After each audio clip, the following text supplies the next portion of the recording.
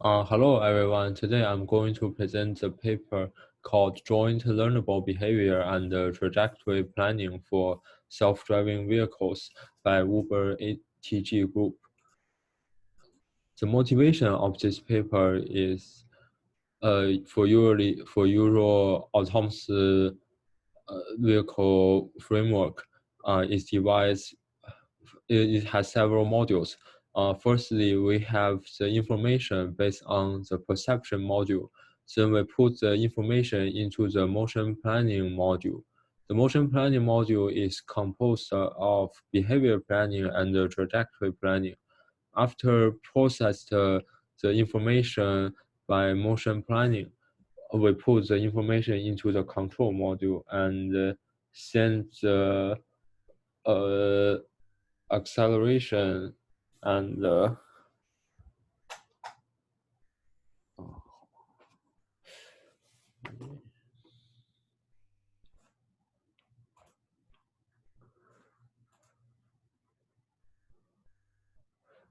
hello everyone. I'm going to present a paper called Joint Learnable Behavior and Trajectory Planning for Self-Driving Vehicles by Uber ATG Group. The motivation, firstly, let's talk about the motivation of this paper. A Euro autonomous driving framework is composed of these modules. Firstly, we have the perception information based on lidars or some sensors.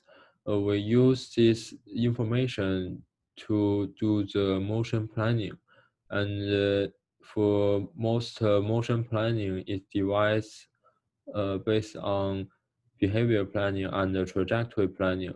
For behavior planning, we have a high-level intuition, for example, to move to which lane, or whether we need to accelerate or decelerate. And for trajectory planning, we generate the trajectory based on the high-level behavior. After that, we send the motion planning signal to the control module, and the control module will generate the acceleration for the vehicle. So the vehicle will move to the target point. And also in the road network, there will have some, for example, obstacle vehicles, and we react we do the action based on the observation. Then we send and then we will get new information. That's a feedback loop into our motion planning module. So the motivation of this paper are three aspects. Firstly, they design an interpretable cost function on top of perception, prediction, and vehicle dynamics. Secondly, for most previous works, behavior planner and trajectory planner typically do not share the same cost function. And in this paper, they consider it as a joint learnable cost function, which can minimize the negative effects on the heavily tuned trajectory planner. And lastly, the gains and the costs of the planner are mostly manually tuned. Therefore, to have a reliable motion planner needs a very significant amount of development time. So in this paper, they learn these parameters by their joint learnable frameworks. So that means they do not need manually tuned. So that will be very easy to develop. For some related works, firstly, for the behavior planning, there are several groups of algorithms. first group is using search-based planning. For example, A-star method or state lattice methods. These are two commonly used search-based planning methods. But for most search-based planning, usually they search a reasonable path given state space, and the advantage of this method is very straightforward and can reduce the computation time. And the disadvantages is for usually it needs to calculate many trajectory because they need to search a reasonable trajectory given if the search space is quite large, so it will be very difficult to find a reasonable trajectory. And also the resulting path is not continuous because they need to divide the space into different windows. For example, as the lattice method. So the resulting path is not continuous. So so the result may not be quite reasonable. And sampling based planning, most are using RRT method. Its main advantages is that they can use physical and logical bias to generate random tree and able to provide fast solution in multi-dimensional systems because they just sample some trajectories. So it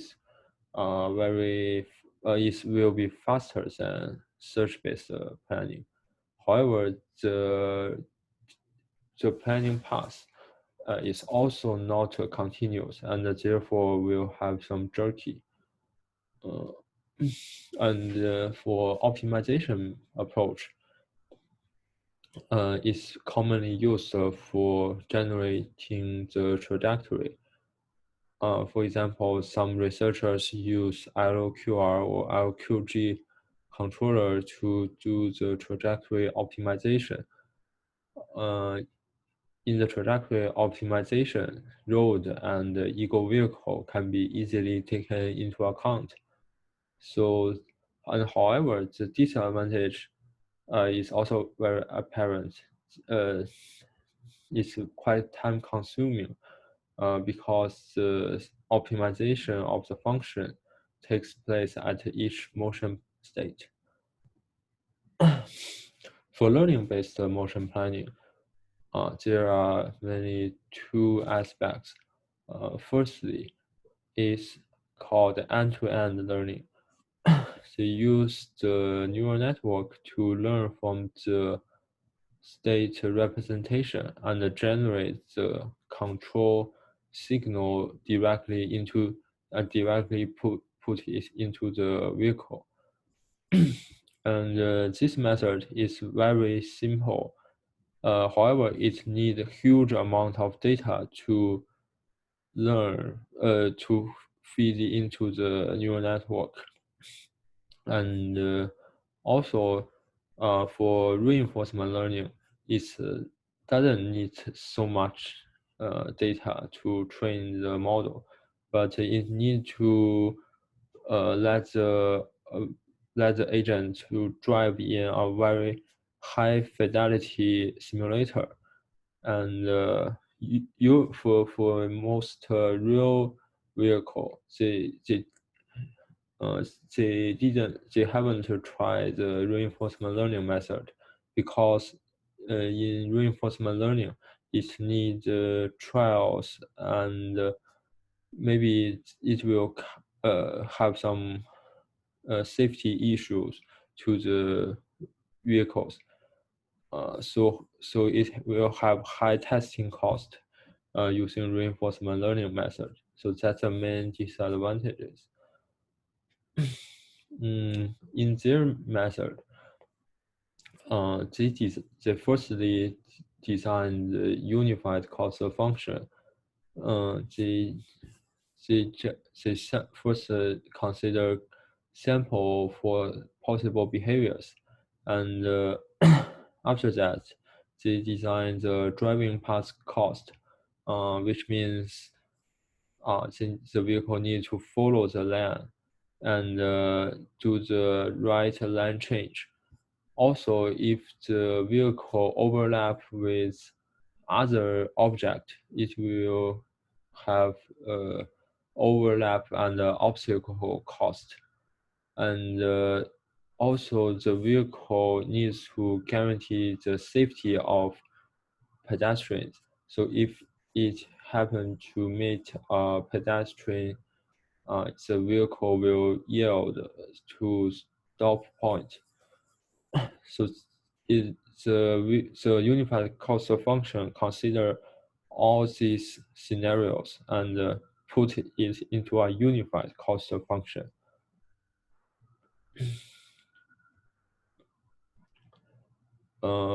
Furthermore, they also consider a cost called the headway cost, which designed to penalize unsafe distance to leading vehicles. And in the right, for each sample the trajectory, a weight function determines how relevant an obstacle is to the self-driving vehicle in terms of its lateral offset. So after they have the unified cost function, they, they, they they come to the behavior planner part. They have two separate two modules. One module is behavior planner. One module is trajectory planner. The behavior planner generates a high-level behavior for the vehicle to do the decision making, and the trajectory planner means the vehicle will generate several possible paths to conduct the action. And the pseudocode is the first use you generate a high-level behavior based on the unified causal function, and after that, they do the trajectory optimization. They use the trajectory planner to generate the path based on the unified cost function. And if it's converged, uh, then they will finish the inference of the joint planner. And one limitation is they design several sets of behavior. As you can see here, is for the self-driving vehicle, they can move front, back, left, to right, or something else.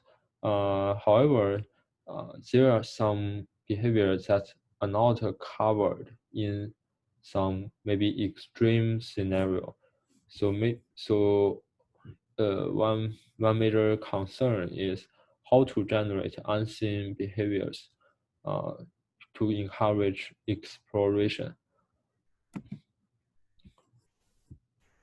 For specifically for the trajectory planner, the first consider to use the vehicle dynamics to represent the trajectory. The vehicle dynamics is a four-wheel bicycle vehicle, a bicycle model, and they generate the control variables based on this objective function. That means the vehicle needs to go to the target as soon as possible. To evaluate how to go to the target, they have a position criteria and also a orientation criteria. And also they add another term called the vehicle dynamics term. That means they want to guarantee the vehicle to start with a physically feasible trajectory. So they add a third term. After that, they they design the loss function for the joint learnable planner. There are two terms of the loss function. Uh, there are three terms for the loss function. The first term is just await parameters. The second term is max margin loss and the imitation loss. For the max margin loss, they want to penalize the trajectory which have small cost, and they also want to penalize the trajectories which are different from human driving trajectory. It should be noted that here some trajectory may have small cost, but why it need to be penalized? The reason from the author is because they want the trajectory to be uh, similar to human driving trajectory. However, some trajectory may have smaller cost than human trajectory, so it needs to be adjusted to be make it to similar to human trajectory. That's the reason why they want to penalize trajectory that may have smaller costs than human driving trajectory. And the second term is using the imitation loss. The imitation loss is very straightforward. That measures the distance between position and of the human trajectory and the optimal planner optimal trajectory with some discount factor. So, so for the cost of function design, there also have two limitations. If the trajectory has smaller costs than human driving trajectory, maybe the trajectory is better than human driving trajectory, but it also may be penalized. But according to the author, for trajectory have smaller cost, usually it's a bad trajectory. And for these two cost function, the general idea is also to make the optimal trajectory to be similar to human driving trajectory. But how to how to encourage the exploration, and maybe human driving trajectory is not always optimal. Sometimes the human driving trajectories may have some limitations. So I think we need to design another cost term to encourage the exploration of the autonomous driving planner. For the experiment, they design several experiments to investigate whether their fully learned fully learned and inference planner works in the situation. They first use two real-world datasets called manual drive and TOR4D, and these are dataset human driving recordings where the drivers are instructed to drive smoothly and carefully respecting traffic rules. And for the method comparison, they first use a very simple longitudinal controller, and after that they add the lateral control part. And also, thirdly, they add the max margin learning, and furthermore, they use a joint inference. Mm, that they use a joint inference to do the planning. And finally, they add the imitation loss into the loss, imitation objective into the loss function. To evaluate their performance, they design several metrics to do the evaluation. One is similarity to human driving. The other is passenger comfort, and also spatial temporal overlap and average violation of speed limit. Uh, uh, they also design another type of experiment. That means, which means whether the planner will learn a separate weight factor for each behavior and at each time step. Uh, so that's referred to the WBT model. The B represents each behavior, and the T represents whether it's learned at each time step. So the most complicated model will have almost 2,000 free parameters to learn. For the experiment result, we can first see that the effect of joint learning and inference perform the best on these two data sets, and we can draw the conclusion that by treating the trajectory optimization as a learnable module, the planner learns to produce safe and smooth trajectories by imitating human demonstration.